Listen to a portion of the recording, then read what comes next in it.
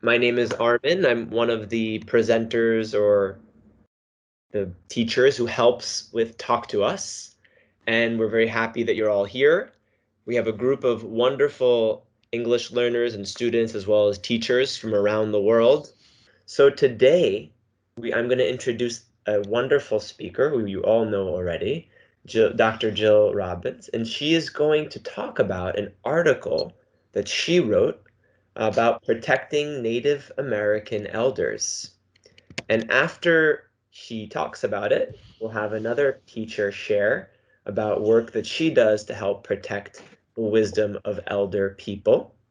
And finally, everyone will also share some piece of wisdom that they've learned from someone who's older in their lives. So with that, I am going to give the floor to Dr. Jill. Yeah, so the title of this article is Protecting the Wisdom of Our Elders. So during the COVID pandemic, many of the Native American groups in North America were really worried because they live in isolated places. They live outside of cities in many cases and without much access to medical care. Um, so the story begins telling about Monica Harvey, who noticed that when she was in the grocery store, many people at the beginning of the pandemic, they were grabbing everything they thought they would need for the next few months. Um, for example, the paper goods were coming off the shelves very quickly, and the older people weren't fast enough. They couldn't go there and grab what they needed. So she got this idea that maybe the community could help those older people by doing their shopping for them. That way they wouldn't have to go out and risk catching the virus. And they also could, safely stay at home and receive the things they needed through delivery. So that's one effort. That was she was in Arizona, where there's a very large group of Navajo people. Um, Another group in the United States is the Cherokee. And in Oklahoma, the Cherokee Nation has been giving food to its elders. Um, there was a woman who was working in an office there with the Cherokee Nation, and everyone referred to her as Granny. Um, Her name was Karen Ketcher. She was about 71 years old when she passed away last year, and her granddaughter, Taryn King, said, "There's so much at stake when the virus hits our communities." She said, "Elders are the glue that holds our communities together." So the community, felt they had a great loss when they lost Granny, and when the relatives held a service for her after she died, and they came back into town, many people were standing along the sides of the streets to honor her as her family came back, and they showed her their respect for her. Oh, we have some of the key words. Um, these are elder. You can see them, the meaning here. Ask me if you have any questions about them specifically. Nation. So even though the United States is considered a nation, within the United States there are separate nations of Native American groups. These are recognized by our government, and they have control over their area. So they have what they call sovereignty. They control their area and their people. Precious, it's really valuable. Revitalize. So revitalizing is to take something that was maybe almost lost and to make it healthy again. Uh, with the Native Americans, they are revitalizing their language. They are helping young people to learn the native languages and keeping their culture at the same time as they preserve or revitalize their language. At stake means it's something that could be lost. And then glue, I talked about. It's, you know, a surf. So you want to stick two pieces of paper together, any two things together. You put glue between them. It really holds it tight, right? So here's a couple of other quotes. Lauren Racine said that elders are like libraries. Losing one is like a library burning down. So thank you so much, Dr. Jill, for describing that article so well.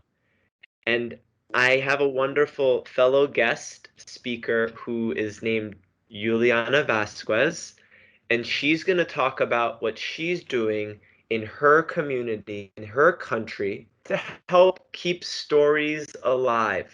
Because we are our elders. Our elders make us who we are. Elders are the older people, and keeping their stories and their language and our cultures alive is very important. So, Juliana, can you tell us a little bit about yourself and what you do in Panama to help protect elder stories and wisdom? I work for the University of Panama, and over there when I say we, the English school, believe that elders matter. They are very important. They are that treasure that contains valuable information. It means they can give us um, their customs, their traditions, their knowledge, their culture. So that's something that we have to preserve and keep in mind for the generations. Without elders, there's no wisdom in, well, probably yes, but not enough because remember they are like books. So we have conducted several investigations to try to collect what our elders knew or did in the past. And we could find very important information. Actually, there was some of those information that we discovered existed time ago in the community where we live, and that's why we receive an award because of just that, giving voice to our elders. Similarly with our teenagers, so because we work with both, we join teenagers to participate with us because they have to give that importance to our elders at the same time. All people matter. That's why I'm going to share here an article. It is called Fragments of Penonomanian Story. We use the as instrument oral history, research by hand of interviews to compile the memories of our people from 75 years ago. And it, as I told you, it took very significant information that we didn't know existed, as for example, some places here in Penonome where people used to live in or work in, the way they use our nature, I mean, plants for medicine, there it they didn't have the chance or the opportunity to get, pills or other medicine we have nowadays. So we could compile that information how they did regarding to the area. I have some stores, as I told you, the way they ship, the way they preserve their laws and fight for that, for being independent, because at that time we were still figuring out how to know. Well, we did previously, like we were a nation separated from Colombia, and so they were trying to make our laws in that time, and what they did actually. The way they transported, how life cost at that time. We also tried that our students in the university, mostly most of them teenagers, went and tried to compile and look for stories that our old people knew, related probably to ghosts, related to legends, to myths. So what we found was very important for the University of Panama, since this was an investigation taken from our old people, our parents, our family members, relatives over there. That's what we are doing in the University of Panama, because we consider our generations, our current generation, they must know what our old people did time ago, and we have to preserve that part, similar as Armen is trying to do with preserving culture, because that's what we have to do. That's it. And Juliana, I'm very honored that you're sharing what you've done and how, you're passionate the same way that Dr. Jill was talking about someone else who was really passionate to help elders to help, protect the wisdom. You're also passionate. I'm passionate.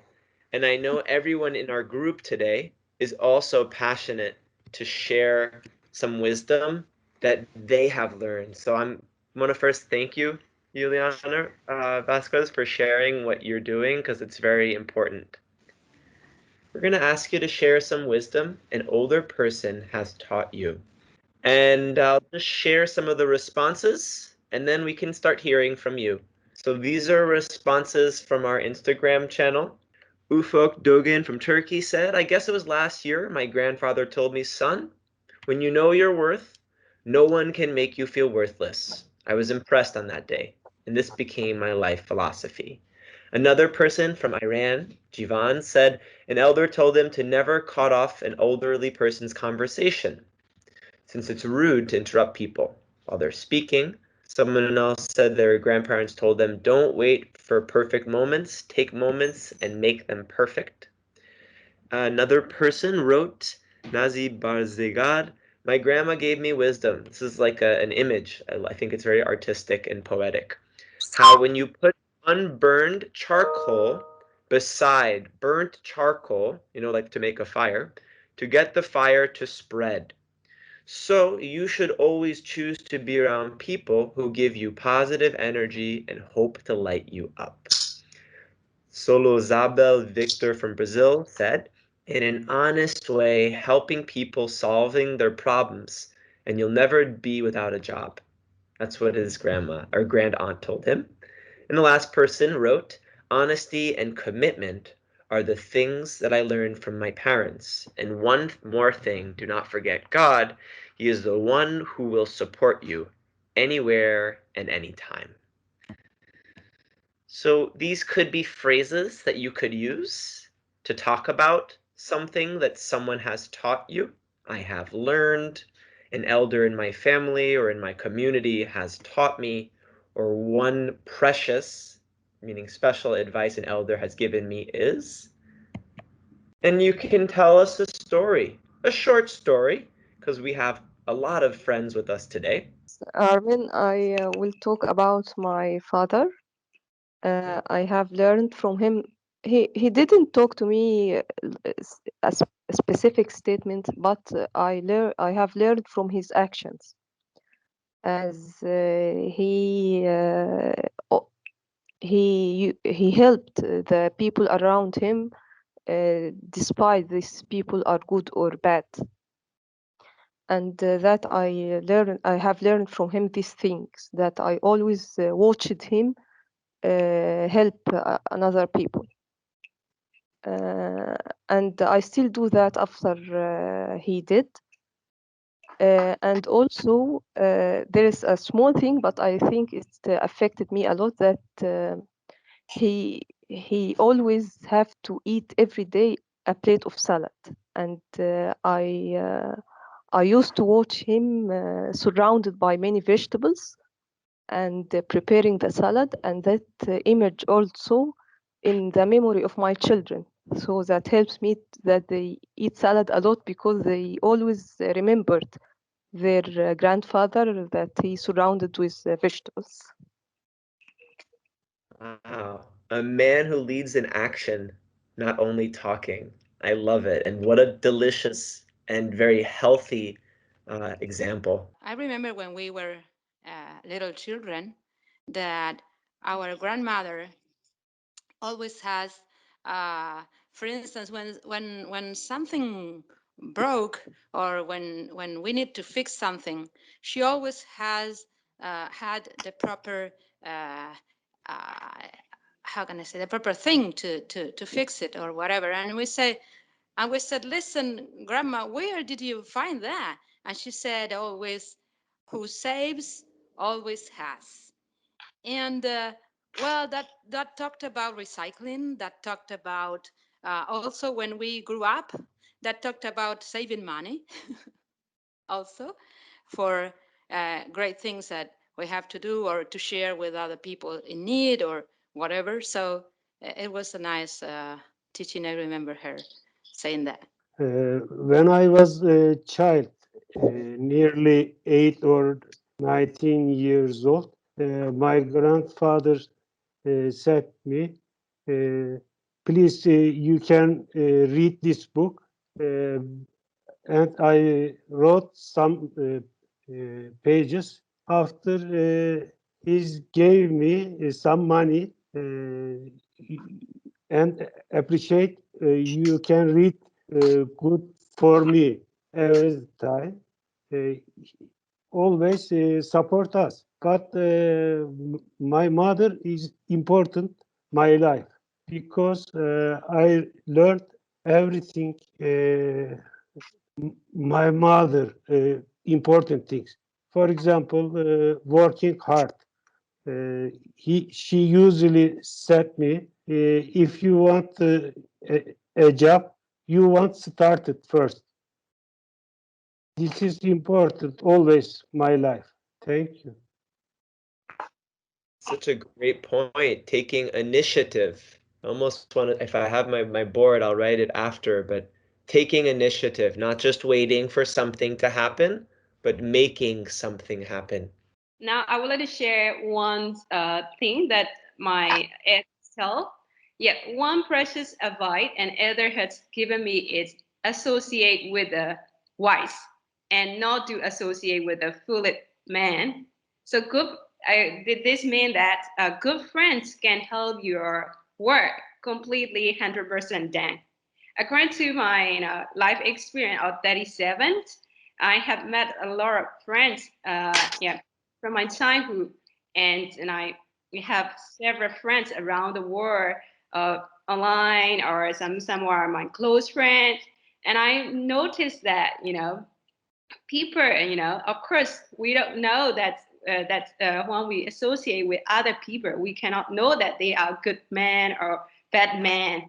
But according to my experience, if you are the one, if you start do it as a good friend to the others, I'm sure that almost 50% of your friends will be good friends for you too, or maybe more than that percentage. Yeah. So when I was very young, my mama always told my sisters and me say have to follow the Chinese old saying like that say sufferance will be at present if you do not listen to the old people's advice and always have other like Chinese saying goes the among always senior people talked with our younger generation say the amount of salt I have eaten is even more than the amount of rice you have eaten, and the total length of all bridges I have crossed is even longer than the length of the road you have walked. So that means the elders have a lot of experiences, knowledges, and even lessons. So I think that sometimes, unfortunately, in the reality, a lot of young people didn't want to follow the advice from the elders. So that is to say wisdom, because they experienced, they suffer a lot. They always want to give younger generation advice, avoid to repeat their mistakes again and again. So as a younger generation, I think we need to respect and follow their advice. And I think the elders, their wisdom is deserved us to do that. I have one that I can share. My grandmother would tell me or my mom, Boski belerzik. And Cem or Emrula, you're gonna have to help me. My understanding is in Turkish, so we're Armenian, but in Turkish, this is a phrase that means something about if you have more jewels, not physically jewels, but more jewels around your necklace, it's like the better you are, but not only in terms of money, but also in terms of languages. So it means if you could learn new things, you become a better person. So this is something that was passed from my grandma to my mom to me, and it's a small piece of wisdom. How about you? What have you been told? What has been taught to you? Okay, I want to share about my parents. So I'm from Indonesia, and my parents from poor family. So they told me both told me to pursue for higher education. So because with education can lead me to a better direction and as a long-term investment. So I appreciate to her and him, for my mother and my father, for the good direction for me. So No. Well, I think that when a piece of wisdom travels from generation to generation, when we listen to elders, pieces of wisdom end up belonging to the peoples, and they turn to be from all of the people, and they make tradition. For instance, last week I heard a phrase that I think you in a podcast that I think all of you know, because it now belongs to the people, and it is that uh, the pessimist complains about the wind, the optimist expects it to change, but the realist adjusts the sails. Have you heard that? I have now. You haven't heard it before? I mean, there are some pieces of wisdom that after a while are belong to all the peoples. I mean, makes tradition. One of the ones that I learned from my grandmother was, you get more ants with honey than vinegar. Oh yeah. She had ants in her kitchen, and she had a little bowl of honey on the counter, and I said, "What is that there for, Grandma?" And she said, "Well, I'm trying to catch the ants, and they come to the honey and they get stuck in it, and she could take them out or whatever." Yeah.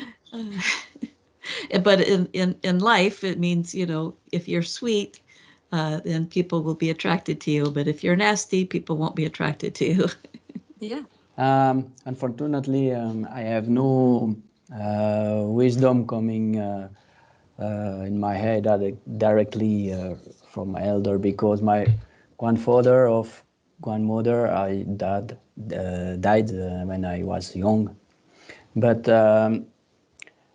I discover for me kind of wisdom due to my job, because I'm working in the Belgium Navy, and that means that I often out of my house and far of my family and friends, And with the time, I discover that no matter how often you see someone, but what's important, it's the quality of the meeting and what's happening when you are together with your friend or your family.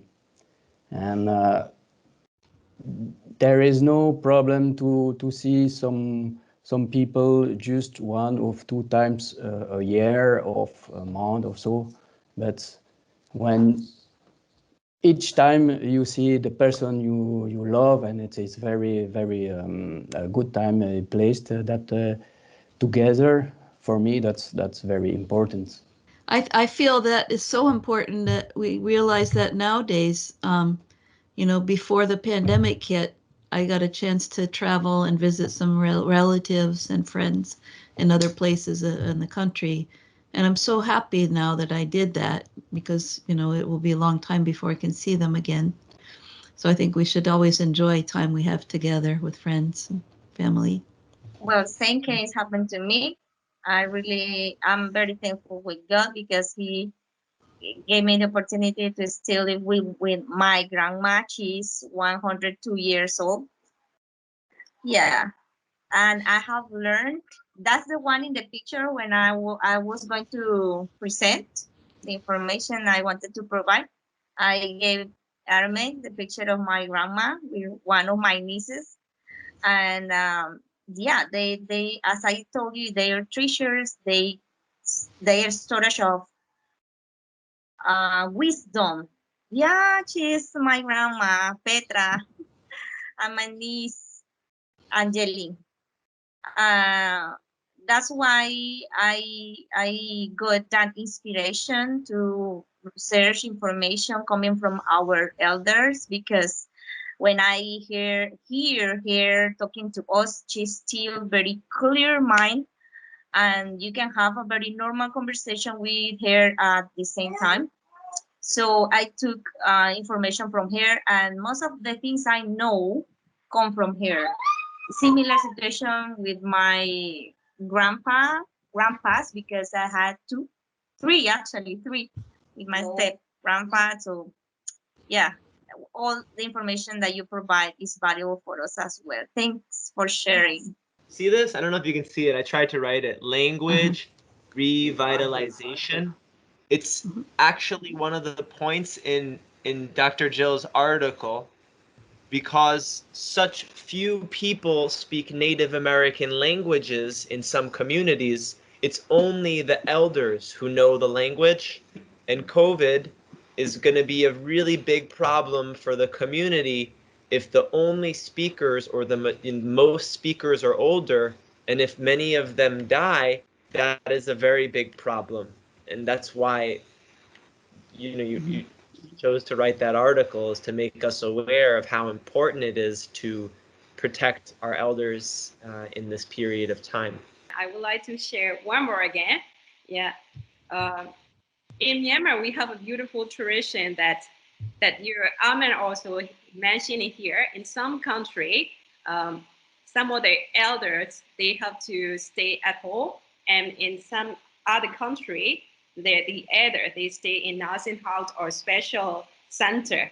In Myanmar, we don't have a tradition that when the elders are older, they have to move to nursing home. Our elders stay with us forever in our home. And also that people, we love to stay with our elders, our grandparents and grandma at home. And I think that in this way, in Myanmar, we used to say that, for elders, we say that they are our alive voter. For example, like people want to do a lot of volunteer job or a lot to help others. Sometimes they forget the real alive voter at home. Honor your elders, for they have the wisdom to teach you what we have not learned yet.